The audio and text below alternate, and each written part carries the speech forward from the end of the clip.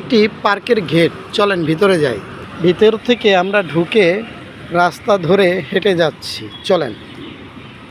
ঢাকার আশেপাশে এরকম বন জঙ্গল যে আছে, কোনো পার্ক আছে, বিনোদন আছে, অক্সিজেন নেওয়ার মতো জায়গা আছে বা হাঁটার মতো রাস্তা আছে, এটি ঢাকার ভিতরে থাকলে বোঝা যায় না, কিন্তু ঢাকা গুলশান পার্কে আসলে দেখা যায়। কত সুন্দর দেখেন, দেখেছেন ঢাকার ভিতরে কি সুন্দর লেক, অসাধারণ চমৎকার দৃশ্য, প্রাণটা জুড়িয়ে যাবে।